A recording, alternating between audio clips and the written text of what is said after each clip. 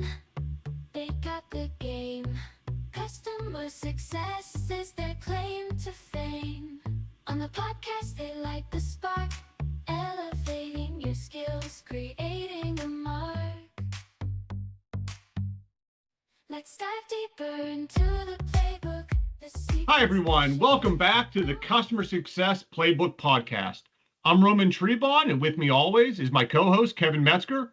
Please do us a huge favor and give our show a rating, subscribe, and like it so we can continue to grow our audience. Kevin, how you doing today?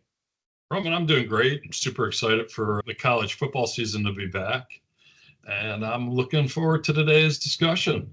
I am as well, for both college football and our discussion. So it's the best of all worlds. Today, we have the pleasure of speaking with Kristine Kukich, the principal owner of the Training Sherpa, which is just the best name for a company. I love that name. Kristine is a seasoned expert in customer education and has spent years helping organizations of all sizes implement effective training programs. With her vast experience, she understands the challenges companies face in prioritizing customer education and how resource intensive it can be. Today, she's here to share her insights on how AI is rising customer education, making it more efficient, scalable, and personalized than ever before. So I know your ears are perking up, Kev, on AI. And today, in this episode, we'll explore how AI can help with customer education specifically. Kristine's going to walk us through how AI is transforming the landscape of customer education by personalizing learning experiences, speeding up content creation, improving data analysis, and much more. You know, Kev, historically, customer education has been a challenging and resource-intensive task, often falling lower on the priority list for many organizations. But with AI, that is rapidly changing. Kristine, welcome to the show. Well, thank you so much. My college football team has been downgraded. I was part of the Pac-10. I'm no longer part of the Pac-10 because the Pac-10 pretty much is dying. So I'm not as excited about the fact that football is kicking back up, but I'm open for that. And the AI discussion passion of mine has been for probably about 5 years now. And as we've been really focusing on the business of doing business, that's where AI shines. It gives us a real opportunity to pretend we're bigger than we are, because customer education teams in general are usually 1, 2, 3 people, maybe 5 if you're lucky, unless you're big. And even if you are big, some of those organizations still only have maybe 10 people for a global organization that services 100,000 clients. So that's a big business to be run from a customer education group of 10. And we see the need to be able to leverage our time better. We just don't have a lot of them. We don't have people who are video experts. We don't have people who are sound experts. We may not have people who are product experts even. And we may not have customer education experts. It's a practice. It's been around for a long time. But when you're scaling your success team, you may not have anybody who's knowledgeable in that. So as we started talking about how to use AI to help us do these things, we really divided it up into 5 categories. The first is the one that, Roman, you've been talking about, and that's personalization. It's the ability to create a learning path specific to the things you need to learn as my customer. It gives us a real opportunity to focus on onboarding for those people who are brand new feature training for the consistent and constant releases that we have about our product. It gives us an opportunity to kind of quiz you and see where you are in your knowledge journey, and then push you in the direction to help you be better at the tasks, whatever those happen to be for the role that you play. So we're talking personas, which is something we all understand. If we've been supporting customers, we know the personas that are involved.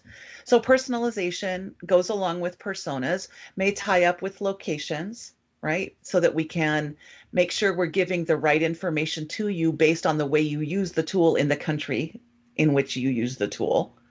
or the industry in which you use the tool. So we're doing all of those persona divisions and allowing personalization to really shine. The second is gamification, which Duolingo, right? If you're learning a new language, the best guys at this are those guys at Duolingo. 2,000 days, Kristine. I have a 2,000-day Duolingo streak, and it's all because, like, I do not want to lose my streak. Right, right? So Because you are competing against yourself and those 7 other people who were in the top 10 with you. And we're all about it, right? Day 367 awesome. In language number 1 and 47 in language number 2. That's what it's all about, right? It's that competition that you can get. So AI can then combine as we start to focus on how all of these things can talk to each other. If we're using gamification, we can then also personalize the learning journey based on the results of the gamification, which of course gives us the assessments, because at some point we have to say, did we get you the information you needed? How do we validate that you actually learned from the content? And that's where assessments come in. Different ways that happens. If you take your favorite online tool, you're going to see that they quiz you periodically. They'll ask you a question. Did this work for you? Did this give you the information that you needed? Were you able to do your job? Assessments fall into that certification category. So if you are trying to become the best marketer and you're at HubSpot, there's a certification for that. Yeah. The guys at Gainsight have 4 certifications right now that they work with for CS and all the associated products that Nick's adding every year. Those types of exams are challenging to build. They take a lot of time. They just are resource heavy, and AI is amazing at helping with the distractors. My least favorite part of building certifications is the answers that are wrong that sound like they're right. They have to be good. Every once in a while, a nice little Easter eggy one is great, like, Blue, or which favorite bands or Star Trek themes. It changes with the fads. The truth is, it's really hard to build exams that are comprehensive, that are constantly being updated, because again, products are constantly being updated, and AI is a huge tool that can help us with the question banks.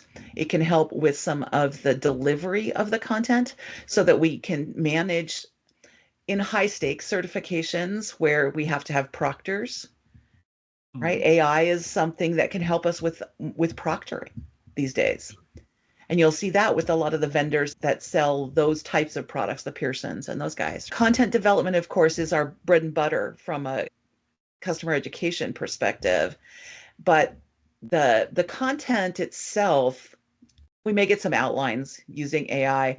Most of my colleagues in this business would say, I'm not going to go there to help really build the content, but it can help with all of the auxiliary pieces to the content that we need. It can help us summarize our conversations with SMEs, much in the same way that customer success can use AI to summarize customer conversations, to find consistent themes in their delivery. We can do the same thing with our SME conversations so that we can build better content more quickly. I can run through and say, based on this 45-minute conversation, here were the 3 things that this SME thought were the most important, because they came back to them again and again in the conversation. We can do the summaries that way. Course descriptions. We're seeing a lot of content distributed in multi-channel environments. We may have some YouTube content. We may push some information out through LinkedIn. We may have an academy, right? A university or an academy software that houses a course catalog of content. All of those need course descriptions. They may need different kinds of course descriptions, because the one in YouTube is a little bit more marketing oriented than the one in the academy, which is really about learning the product, which is different from the LinkedIn, which is about grabbing people's attention, again, more of a marketing tool in a lot of cases. And those descriptions aren't the same, but with a prompt to my favorite generative AI tool, boom, I've got descriptions that I can leverage in all of those ways that I need to use them. So that's the huge benefit that we see there. And then a 5th category that we talk about a lot is data analytics. And I think this is the new horizon in AI, Gen AI with ChatGPT coming to the forefront in 2023, that just pushed out the concept of generative AI, of asking prompts, asking questions, and having whatever tools you're using push it back to you. Everybody's now putting some kind of generative AI engine in with their tools. So we're seeing it in all of the places where we need summaries or we want to be able to create outlines and those kinds of things. And they may be using the ChatGPT OpenAI model. They could be using the Meta model with Llama. There's a lot of different places where you could get that information without having to build your own. Or if you have the bandwidth internally, you're building your own. Challenging for sure. But in high tech, we have developers, we have those people. We know these, or if we don't have them, we know them. The structure for all of that has been pretty constant. The first four are really about generative AI and some combinations, but it's really about generative AI in some way, shape, or form. Data analytics in the constructs of data analysis in combination with generative AI, we are truly taking some of those heavy duty analysis options that you needed to study statistics and you needed to be a data analyst.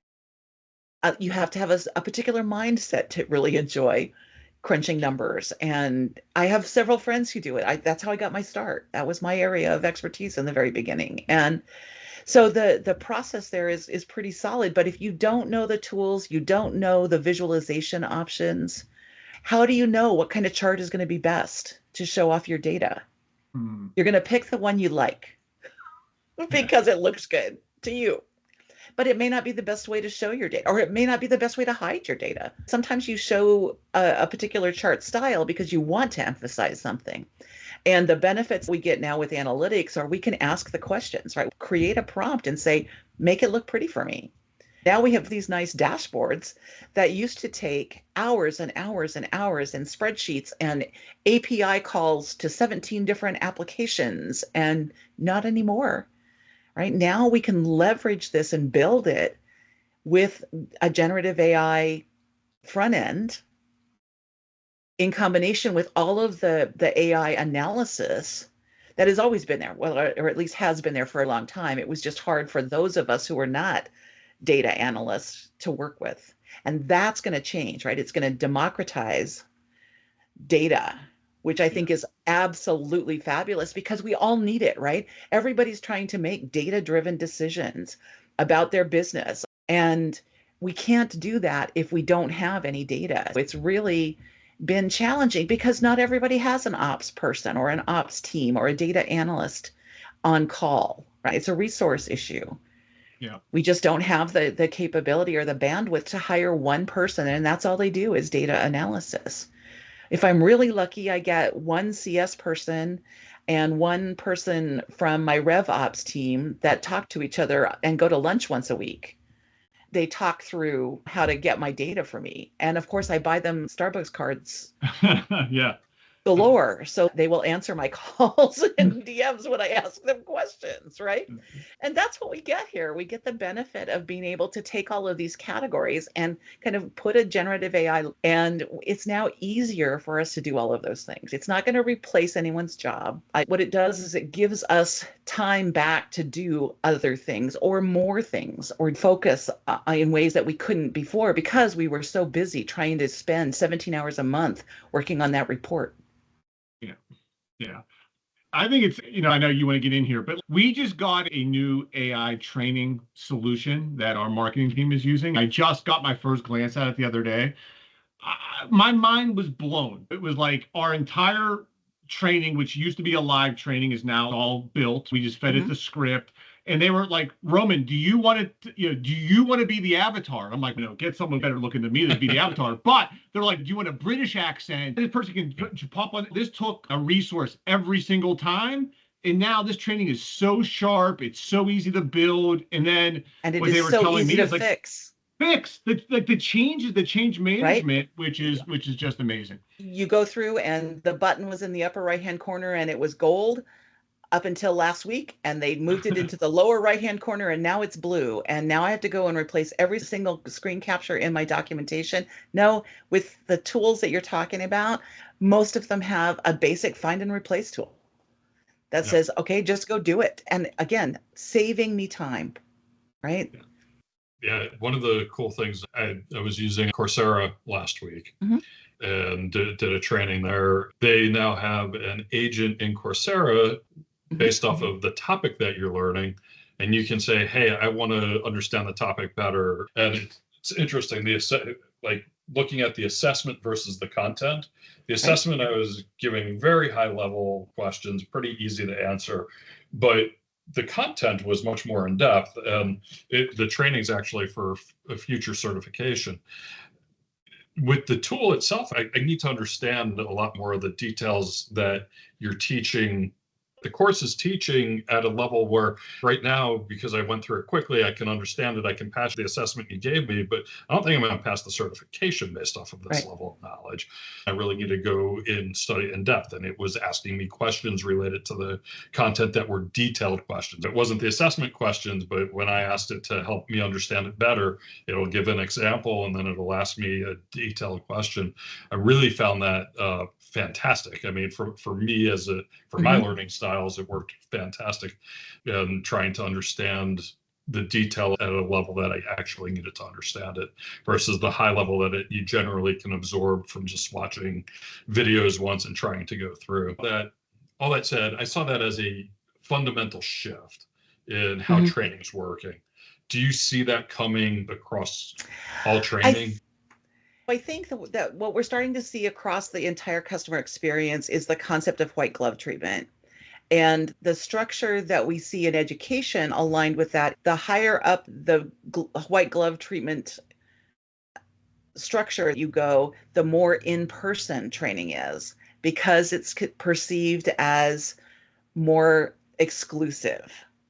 I think that what we're going to see is a lot more of the automated structures that AI brings us, that on-demand content brings us through academies or our learning portal. And that content is still going to be available, but we'll still see the in-person, again, either virtually or live in a conference room or in a training facility at a client site. We'll still see those kinds of opportunities, but they are going to be considered premium opportunities instead. And I think that's the big change that we're starting to see now, is the growth of customer education and in general, the whole customer experience. This isn't just related to customer education. I'm seeing it with support. I'm seeing it with success as well, with dedicated opportunities to work with success people, and whether or not they're doing digital success kinds of opportunities, which are more of a one-to-many situation than a one-to-one. And so all of that, I think, is going to play out in the structure. We're going to start to see generative AI and the personalized learning path thing. That's going to be so built in. If they're not already using it, it's because they're not using the right tools. Every learning management system now has some version of a learning path that is personalized based on criteria that gives you branching opportunities, right? If you get an answer wrong, it's going to recommend you do something again. We'll see that kind of thing. I think we'll also start to see the concept of the avatar. I did a blog post a couple of months ago that talked about the digital assistant and how you could get a learning assistant to guide you through and kick you back to places and answer questions, because we've got the structure for a dynamic chatbot using a really solid avatar like what we see in the video tools and the education side, not the cartoony robot that everybody uses for their chatbot.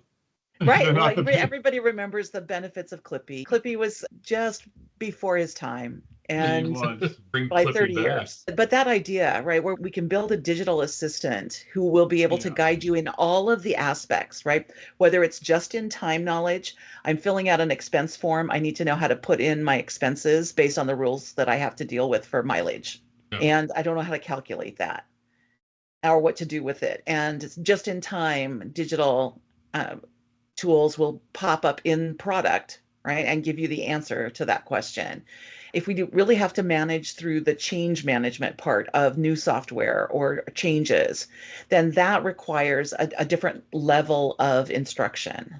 And we can do all of that, right? We can leverage those digital assistants to create that personalized experience based on the standards we already know about you as a user, right?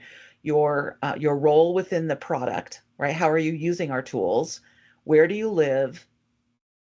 And what industry are you in? Those three things right there can completely alter the learning experience for people. Yeah. I love the industry too. That's such a game changer. But Mhm. yeah, going on the class TA, first of all, or the assistants. First, I think this is such an exciting time as a learner and someone like, Kev, I know you're the same way, just who loves taking classes, continuous learning. I'm a big master class person as well, right? So I take master Right. class. And so I was taking a master class last week, and this must be new. They have a new class TA AI that pops up as you're Mhm. taking the class. I took a class last week on how to make this amazing hamburger, some renowned chef in New York. And I'm like, oh, I want to watch it. Class Over, man. When you Well, cook let me it. know. Kev, this burger is no joke, man. This had like 4 different types of meat. If I make it, I need to invite some people. But the class TA pops up. It's like, hey, Roman, have you thought about sides for the meat? And I'm like, no, I thought about sides. Like, if you thought, it was just amazing. It was like having someone by my side guiding me through this training. It was Exactly. just fantastic. Asking you additional questions that don't Yeah. come as part of the presentation of the content, to do follow-ups with you and to delve a little bit more deeply into a particular instruction point. All of that is going to be usable through, I don't know who's going to win, right? Is it going to be the Series and Google Assistants of the world? I'm a Bixby person. I have a Samsung phone, so Bixby is my voice. Or is it going to be the chatbot idea that we already have seen? Because it's been around for a long time, it's just incredibly limited for Yeah. most of the places that use it right now, just to get you through the basic how-tos of tier 1 tech support. But those things are changing. And I think that the challenges we face in the technologies will be being where our people are. Yeah. In education, that rule is solid across the customer experience, right? We need to be where our customers are. We need to understand them. We need to do the things that are going to make their job easier using our tools. And that happens when we can give them all of those hooks so that they can get the information they need when they need it. I have a couple of thoughts that I want to share and get your thoughts on them. One of the things that I think is really, there's a couple pieces that come together. And I've talked about this from a development perspective, but it's true from a course development perspective too. The cost of building the stuff is effectively going down close to zero because you have the tools to make it happen much more quickly, whether it's an education platform that you're building out with content, or whether it's working your backlog of code and getting your code piece down. You're driving costs down to build out your tools in a way that's incredible. So that factor comes into play. Right. And then the factor for this, there's a TED speech from Sal Khan from the Khan Academy, and he's talking about the master at this. Yes, he's talking about how you can use education for kids and educating. He's talking about everybody, and how you can develop training on a personalized basis. Every individual now has a personalized tutor. He's talking about math and science, but you can do this on your products too now. Exactly. Where we're driving to. We are this close. Like I can reach out and touch it. Yeah, it's fascinating. And it's just going to be, it's a game changer for us in the business of customer education because of the resource allocation issues that we will always have. Right? There's never going to be enough people for us to do the things everyone wants us to do. And that's a given. That part of it means that I feel like I have some tools in my toolkit that will help me get there. What are the best tools that you're using right now? I'm a Synthesia person. I'm really big on Synthesia, which is a video tool, like Roman was talking about. It's really helpful to take the script and either let it help you build the script or focus on the avatar, the language changes. The fact that I can, It's not super cool yet, to be honest. Some of the voices are pretty bad. South African English is way better than Australian English, for example. And I don't know why. That's true across the board. There's a whole series of tools that fit into that category, but that one happens to be my personal favorite right now. The guys at Script are doing a pretty solid job with it as well. I'm a Claude AI person for my generative AI tool, just because out of the box, it actually is more like my voice. I don't have to do the tone conversation with it and remind it that this is the way that I speak. It comes out of the gate a lot more like what I would write and discuss. So as I build content, I tend to leverage that content more. But I do leverage all of the most popular generative AI tools because I test all the time. I'm in there looking and seeing which ones are doing things better or worse than others. I use ChatGPT and Gemini. I'm doing a lot of work with those tools for my podcast, right? When we do our vidcast, it summarizes our script. It generates our YouTube descriptions, the titles for our YouTube information. I go in, it generates the LinkedIn post that we do with it. I do 10 Slack channel posts about the episodes. It builds all of that for me. I still do the editing and clean things up a little bit. It doesn't always do it. It's never perfect, but for me, the writing part is always the challenge. So I'm looking in my crystal ball, Kristine. I see Kevin reaching out to you about AI podcast tools in the near future. I'm using it to generate the thumbnails. Yeah.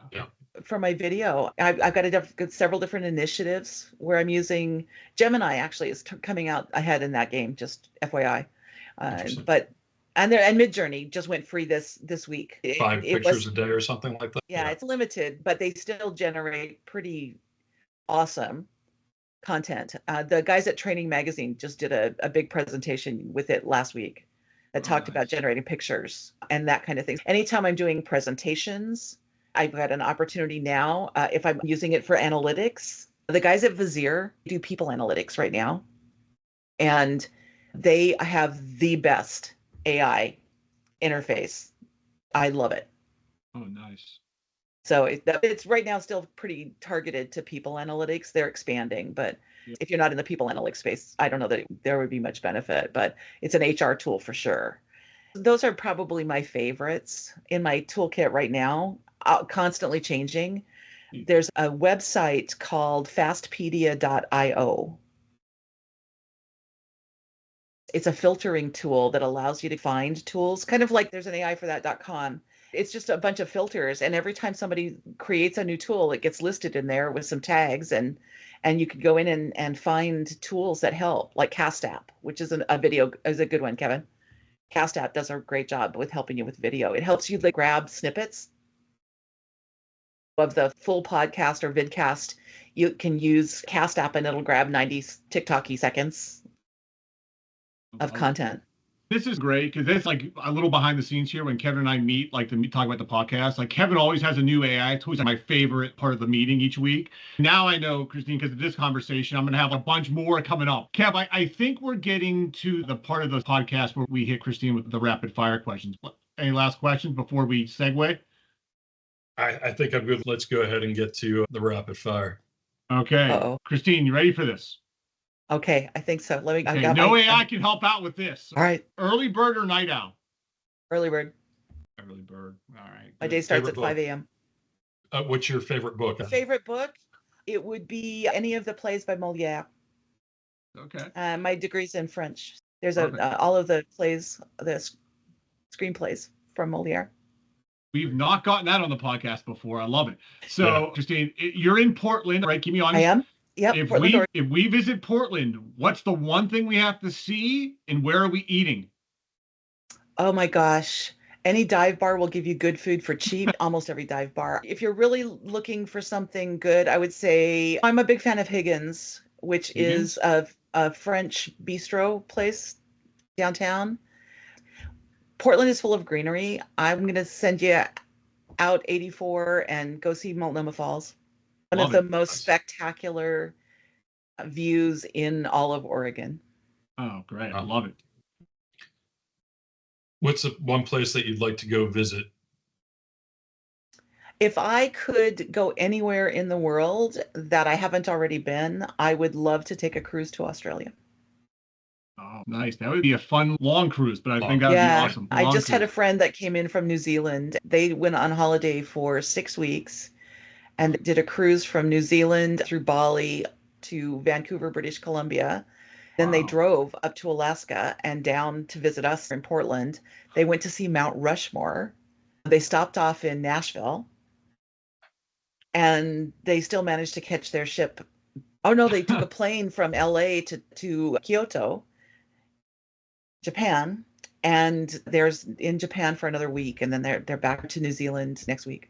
I need And some that of would that be New an Zealand awesome trip. PTO benefit. Oh, That sounds like an amazing trip. They have a passive income household. They can pretty much do whatever they want. Yeah, perfect. All right, I Kristine, would love to go on a cruise to Australia. I love it. Where can our audience find more about the Training Sherpa, you? Where can they learn more? KristineKukich.com will get me in. If you look for Kristine Kukich on LinkedIn, you'll find me. I'm the only one. And it's Kukich. Mixology is the name of our podcast, our vidcast on YouTube. If you do a search on YouTube for Mixology and Kukich, up will come the 15, 20 episodes that talk about customer education and customer marketing as the scale engines to customer success. Well, Kristine, thank you so much for joining the show. It's been amazing. And definitely check out the podcast, check out the Training Sherpa. And our audience, as always, thanks for listening. We really appreciate it. Give us a like, give us a subscribe, connect with us. We're on LinkedIn at Roman Trebon, at Kevin Metzger. Check out our Customer Success Playbook page on LinkedIn as well. And as always, thanks for listening. And Kev, Keep on playing. No need to look from onboarding to retention. They've got it all. Success is the goal. Gonna stand tall. With each episode, they share their views, strategies and tactics that you can use from challenges